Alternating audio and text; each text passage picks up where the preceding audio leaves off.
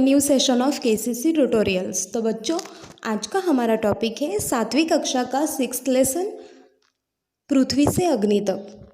तो video start करने से पहले एक रिक्वेस्ट है कि अगर आपको हमारी वीडियो अच्छी लगती है, हमारे चैनल से आपको हेल्प हो रही है, तो please like, share and comment ज़रूर कीजिए।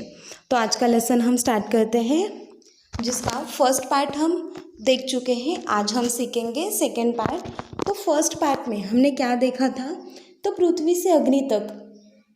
इस पाठ के लेखक हैं डॉक्टर एपीजे अब्दुल कलाम जी, जो कि बहुत बड़े साइंटिस्ट हैं, और उनकी उपस्थिति में अग्नि ये सैटेलाइट भी लॉन्च किया गया था। तो उन्होंने हमें क्या बताया है? तो 1988 में जब उन्होंने पृथ्वी सैटेलाइट लॉन्च किया था, तो उसके बाद हम किन देशों में शामिल हो गए थे? जो वो सिलेक्टेड कंट्रीज़ थी जो क्या कर रही थी, तो सैटेलाइट लॉन्च करने में जो अव्वल थी, तो उन कंट्रीज़ में अब हम शामिल हो गए थे। उन कंट्रीज़ के ग्रुप्स में हम भी थे अब। तो वो क्यों हो पाया? साइंटिस्ट की मेहनत और जो ऑर्गेनाइजेशंस थी जो हेल्प कर रही थी, पैसों की हेल्प थी या फिर साइंटिस्ट की हेल्प थी, इन सब की वजह से क्या हो रहा था? तो हम आगे बढ़ रहे थे। लेकिन भारत को ताकतवर बनाने में पृथ्वी ये सैटेलाइट काफ़ी था क्या? 4-5 सैटेलाइट लॉन्च हो चुके थे, तो ये काफ़ी थे क्या? नहीं। तो इसीलिए अग्नि सैटेलाइट लॉन्च किया गया। तो उसे लॉन्च करना था। उस ग्रुप में अग्नि के ग्रुप में कौन कौन था? तो 500 वैज्ञानिक थे, बहुत सारे ऑर्गेनाइजेशंस थी, बहुत सारा टाइम भी उस पर खर्च किया जा रहा था, पैसे खर्च किए जा रहे थे, और वैज्ञानिकों की हार्डवर्क भी उसमें शामिल थी। तो अभी अग्नि को क्या करना था? लॉन्च करना था। तो 1989 में उसे लॉन्च करने के लिए डिसाइड किया गया। तो उसे टेस्ट करना था। उसे जब टेस्ट करने के लिए रखा, तो क्या हुआ? उपकरण में कुछ खराबी हुई, तकनीकी प्रॉब्लम होने की वजह से उस दिन बहुत बार होल्ड किया गया। वो दिन था 20 अप्रैल 1989 का। तो तब क्या हुआ? इतनी बार होल्ड किया गया कि उस दिन वो जो लॉन्च करना था सैटेलाइट को, वो क्या कर दिया? स्थगित कर दिया। मतलब कि उस दिन अग्नि सैटेलाइट लॉन्च नहीं किया गया, क्योंकि ये जो सैटेलाइट लॉन्च करते हैं तब उसे रॉकेट से लॉन्च करते हैं, पता है ना आपको? तो वो रॉकेट अगर कहीं भी सही डायरेक्शन में न जाए, स्पेस में न जाए, कहीं भी घूमता रहे, तो उस पर हमारा कंट्रोल नहीं रहता। उसे सही ऑर्बिट में जाना पड़ता है। मैंने आपको पिछले लेसन में बताया था, पिछले पार्ट में बताया था। तो इसीलिए कोई भी तकनीकी प्रॉब्लम होने के बाद उसे लॉन्च नहीं किया जाता। तो उस दिन उसे लॉन्च नहीं किया गया। फिर उसके बाद क्या हुआ, ये हम आज देखेंगे। मैं अपनी टीम के सदस्यों से मिलने गया, जो सदमे और शौक की हालत में थे।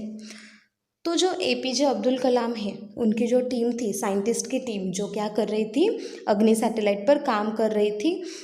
तो वो सदस्य क्या थे? सदमे में, मतलब दुखी थे और शॉक थे, बहुत हैरान थे, क्योंकि इतनी मेहनत से उन्होंने वो सैटेलाइट लॉन्च करने के लिए रखा था, लेकिन वो लॉन्च नहीं हो पाया उस दिन। मैंने SLV-3 के अपने अनुभव को उनके साथ बांटा। अब एपीजे अब्दुल कलाम बहुत सारे क्या थे? तो प्रोजेक्ट्स में शामिल थे, बहुत सारे एक्सपीरियंस उन्हें थे, इसलिए इतनी छोटी सी हार से वो डगमगाने नहीं वाले थे। तो जो बाकी के साइंटिस्ट थे, उन्हें हौसला देने के लिए वो गए। तो SLV मतलब क्या? तो satellite launch vehicle 3। Satellite launch vehicle मतलब क्या? कि जो क्या करता है? सैटेलाइट को लॉन्च करता है, उस व्हीकल। अब सैटेलाइट हमें स्पेस में भेजना है, तो हम उसे कार, बस से भेजेंगे क्या? नहीं। तो सैटेलाइट लॉन्च व्हीकल से भेजते हैं। तो उनका अनुभव वो बांटते हैं, मतलब एक्सपीरियंस उनके साथ शेयर करते हैं। तो क्या बताते हैं? मेरा प्रक्षेपण यान तो गिरकर समुद्र में खो गया था, लेकिन उसकी वापसी सफलता के साथ हुई। तो वो क्या कहते हैं? मेरा प्रक्षेपण यान, मतलब जो स्पेसक्राफ्ट्स थे, वो क्या हो गया? गिरकर समुद्र में खो गया। जैसे मैंने कहा था कि अगर डायरेक्शन डायरेक्शन गलत हो जाए तो वो कहीं भी गिर सकता है, लेकिन फिर भी उसकी वापसी सफलता से हुई, मतलब वो सक्सेसफुली वापस आ गया। आपकी मिसाइल अभी तक आपके सामने है। वास्तव में आपने कुछ भी ऐसा नहीं खोया है जिसे 1-2 हफ्ते के काम से सुधारा न जा सके। तो एपीजे अब्दुल कलाम कहते हैं कि मेरा जो प्रक्षेपण यान खो गया वो फिर वापस आया, मैंने उसे वापस लाया। तो आपका जो काम है, आपका जो प्रोजेक्ट है, आपका सैटेलाइट अभी आपके नज़रों के सामने है, और ऐसी कोई भी बड़ी गलती नहीं होगी जो 1-2 हफ्ते में ठीक ना हो सके। मतलब वो उन्हें हौसला देते हैं कि अगर कोई भी मिस्टेक आपसे हुई है तो आप 1-2 हफ्ते का टाइम लेकर उन्हें ज़रूर सुधार सकते हैं, आपको हार नहीं माननी चाहिए। ठीक है, ऐसा कहते हैं वो। उसके बाद इस विवरण ने उन्हें जड़ता ही हालत से झकझोरकर बाहर निकाल लिया और सारी की सारी टीम उप प्रणालियों की जांच और उन्हें ठीक करने के काम में फिर से जुट गई। मतलब इस विवरण ने, मतलब जो एक्सपीरियंस एपीजे अब्दुल कलाम ने बताया, तो जड़ता की हालत से मतलब क्या हुआ, तो वो बहुत इमोशनल हो गए थे, बहुत सेंटिमेंट थे। क्योंकि उनकी जो मेहनत है वो उस अग्नि से रिलेटेड थी, उस अग्नि तक ही सीमित थी। अगर वो अग्नि क्या हो जाता, तो पूरी तरह बर्बाद हो जाता, तो उनकी मेहनत भी बर्बाद हो जाती, वो भी वेस्ट हो जाती और उनका हौसला भी खो जाता। इसलिए उनकी जो हालत थी, उस हालत से वो बाहर आ गए और उन्होंने क्या स्टार्ट कर दिया, तो उप प्रणाली मतलब अब जो सैटेलाइट है उसके जो छोटे छोटे सिस्टम्स होते हैं, सब सिस्टम्स होते हैं, तो उन्हें देखने के लिए, उन्हें टेस्ट करने के लिए स्टार्ट कर दिया और अपने काम में फिर से जुट गए। मतलब सैटेलाइट में क्या खराबी है, क्या प्रॉब्लम है, ये देखने के लिए वो फिर से जुट गए, उन्होंने शुरू कर दिया। उसके बाद मतलब अब डॉक्टर एपीजे अब्दुल कलाम ने इतना अच्छा एक्सपीरियंस उन्हें बताया कि उनके हौसले फिर से वापस आ गए। वो क्या होने लगे, तो दोबारा फिर से पूरी लगन से अग्नि के काम में जुट गए। अगले 10 दिन तक दिन रात चले विस्तृत विश्लेषण के बाद हमारे वैज्ञानिकों ने मिसाइल को 1 मई 1989 को प्रक्षेपण के लिए तैयार कर लिया। अब क्या किया, अगले 10 दिन, मतलब 10 दिन में उन्होंने एनालिसिस किया। विस्तृत विश्लेषण मतलब डीप में एनालिसिस किया, उस सैटेलाइट को एनालाइज किया, सब सिस्टम्स को एनालाइज किया, और उसके बाद उन्होंने फिर से वो मिसाइल क्या किया, 1 मई 1989 मतलब 1 मई 1989 को ही उन्होंने फिर से लॉन्च के लिए तैयार किया। उससे पहले कब लॉन्च के लिए तैयार किया था, 20 अप्रैल के बाद 10 दिन के बाद 1 मई को फिर से लॉन्च किया। लेकिन स्वचालित कंप्यूटर जांच अवधि के दौरान T10 सेकेंड पर एक होल्ड का संकेत दिखाई पड़ा। अब T10 सेकेंड मतलब कि जब रॉकेट को लॉन्च करना है तो उससे पहले 10 सेकेंड्स पहले क्या हो गया, तो एक संकेत दिखाई पड़ा, होल्ड। अब होल्ड का संकेत मतलब क्या, कि उन्हें रुकना है, उन्हें वो सैटेलाइट लॉन्च नहीं करना। प्रक्षेपण फिर एक बार स्थगित करना पड़ा। तो क्या प्रॉब्लम है ये तब भी समझ में नहीं आई, मतलब कि जो प्रॉब्लम थी वो अब भी नहीं सुधरी है, अभी वो रिपेयर नहीं हुई है, तो इसलिए क्या हुआ, फिर से वो काम रुक गया। रॉकेट विज्ञान के क्षेत्र में इस तरह की चीज़ें बहुत आम है और अक्सर अन्य देशों में भी होती रहती है। अब रॉकेट जो लॉन्च करते हैं, मतलब रॉकेट साइंस में ये सब नॉर्मल है, हार जीत चलती रहती है जैसे गेम में, वैसे ही लॉन्च करना रुक भी जाता है, क्योंकि कुछ प्रॉब्लम हो तो रिस्क नहीं लिया जाता, उसे रोका जाता है। इसीलिए क्या है, तो ये नॉर्मल बात है, ये होती रहती है। मैंने DRDL RCI परिवार के 2000 से भी अधिक सदस्यों को संबोधित किया।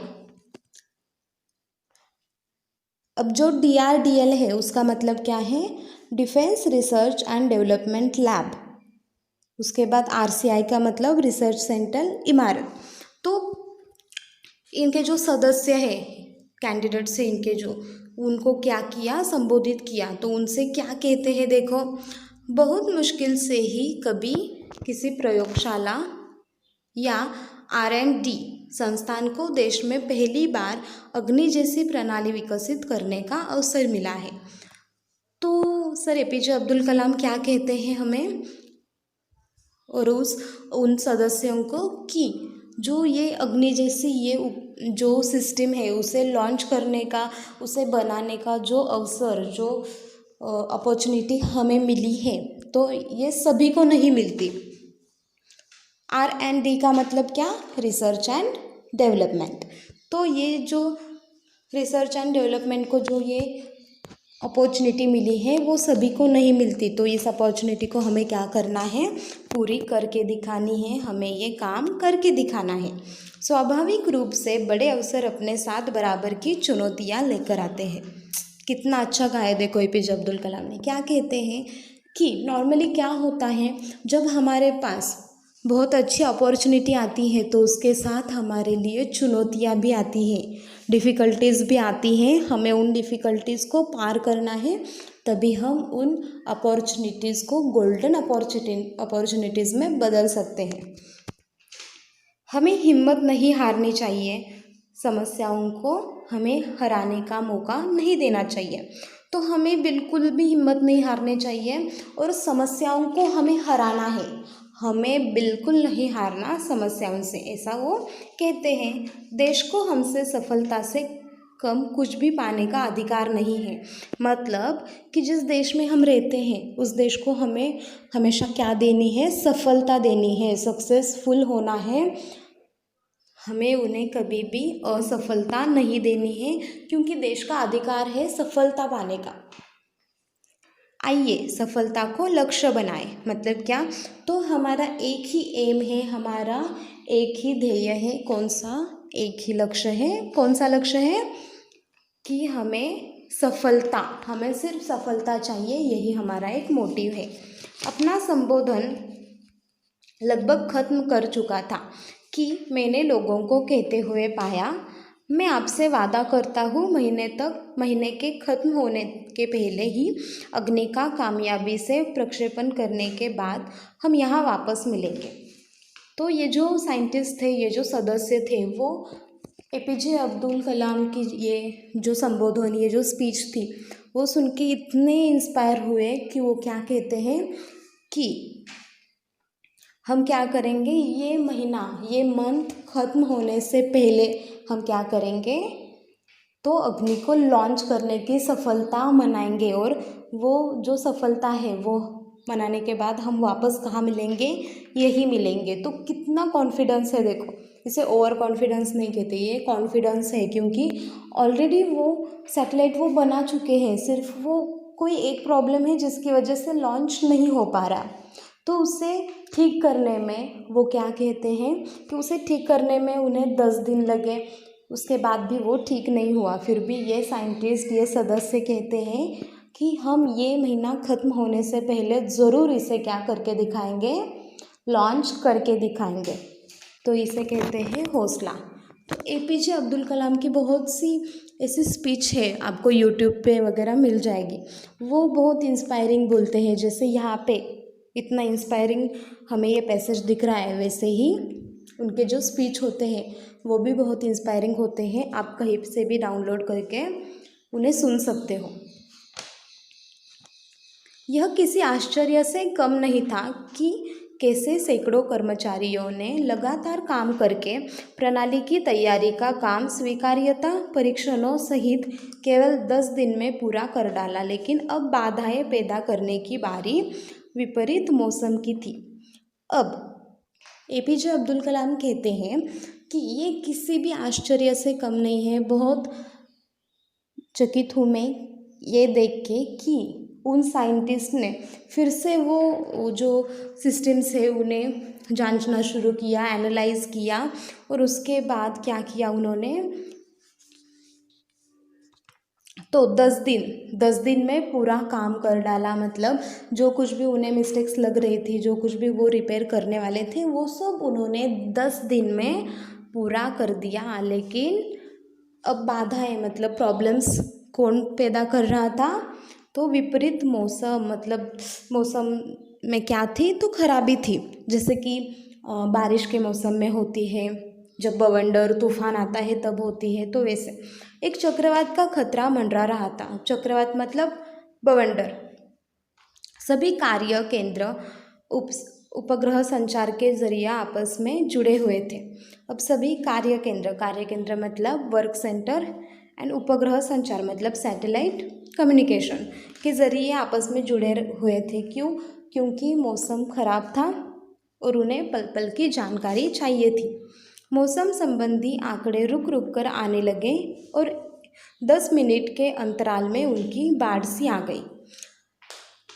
मतलब अब जो मौसम विभाग क्या करता है, हमें आंकड़े देता है जिससे हमें पता चलता है कि मौसम ख़राब है या अच्छा है। तो वो आंकड़े रुक रुक कर आने लगे और थोड़े अंतराल के बाद, मतलब थोड़ी देर के बाद क्या हुआ, तो उनमें बाढ़ से आ गई, मतलब बढ़ रहे थे, मौसम बहुत ख़राब हो रहा था। अंततः प्रक्षेपण 22 मई 1989 के रोज़ निर्धारित किया गया।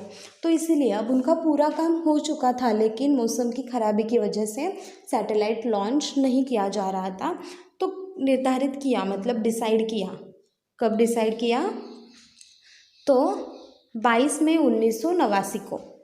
यह पूर्णिमा की रात थी। यह रात कौन सी थी? पूर्णिमा। पूर्णिमा मतलब जिस रात को चांद पूरा दिखता है, फुल मून डे कहते हैं उसे। ज्वार के कारण लहरें किनारों से टकराकर और अधिक शोर मचा रही थी। अब ज्वार के कारण मतलब कि क्या? तो बहुत पानी था समुद्र में, जो पानी था उसमें उतार चढ़ाव हो रहा था, इसकी वजह से लहरें टकरा रही थी। क्या हम अग्नि के प्रक्षेपण में कल सफल होंगे? यह सवाल हमारे दिमागों में सबसे ऊपर था, लेकिन हम में से कोई भी उस सुंदर रात के जादू को खंडित करना नहीं चाहता था। अब एपीजे अब्दुल कलाम क्या कहते हैं, जैसे हमारा रिज़ल्ट होता है, अगर कल रिज़ल्ट है तो आज की रात हमें बहुत टेंशन होता है, लेकिन उसके साथ साथ हम सपना भी देखते हैं कि मैं डिस्टिंक्शन से पास होंगी, मुझे बहुत अच्छे मार्क्स आएंगे, मेरे मम्मी पापा बहुत खुश होंगे। तो ये भी अच्छी फीलिंग होती है और टेंशन भी होता है। वैसे ही वो सैटेलाइट अच्छे से लॉन्च होगा या नहीं, इस टेंशन से क्या हो रहा था, तो एपीजे अब्दुल कलाम जी उनके साथ साथ जो सारे साइंटिस्ट थे उन्हें टेंशन भी आ रही थी, लेकिन टेंशन की वजह से वो जो हसीन रात थी, वो जो सुंदर रात थी जिसमें वो क्या होने वाला था, तो जिस रात के बाद उन्हें वो सफलता मिलने वाली थी, उस रात को वो खराब नहीं करना चाहते थे। एक लंबी खामोशी तोड़ते हुए आखिरकार रक्षा मंत्री महोदय ने मुझसे पूछा, कलाम, कल तुम अग्नि की कामयाबी का जश्न मनाने के लिए मुझसे क्या उपहार चाहोगे? अब जो रक्षा मंत्री मतलब क्या, तो डिफेंस मिनिस्टर है, तो उन्होंने एपीजे अब्दुल कलाम से कहा कि तुम कल अग्नि की कामयाबी मतलब तुम अग्नि को लॉन्च करने में जब सक्सेसफुल रहोगे तो उसके बाद मुझसे क्या गिफ्ट लोगे? ऐसा कौन कहते हैं? तो डिफेंस मिनिस्टर कहते हैं। तो हम अगले पार्ट में देखेंगे कि जो कल सुबह है क्या होने वाला था, अग्नि सैटेलाइट लॉन्च होने वाला था, तो उसमें सफलता उन साइंटिस्ट को, एपीजे अब्दुल कलाम को, पूरे देश को मिलती है या नहीं, और क्या क्या अनुभव हमें एपीजे अब्दुल कलाम बताते हैं, ये हम अगले पार्ट में देखेंगे। अगर आपको हमारा आज का वीडियो पसंद आया हो तो please like, share and comment कीजिए। अगर अब तक आपने हमारे चैनल को सब्सक्राइब नहीं किया हो तो प्लीज़ सब्सक्राइब कीजिए। केसीसी ऑनलाइन ट्यूशन अगर आपको ज्वाइन करनी हो तो डिस्प्ले में दिए हुए नंबर पर कॉल करके आप अधिक जानकारी ले सकते हैं। Thank you for watching this video. Good bye.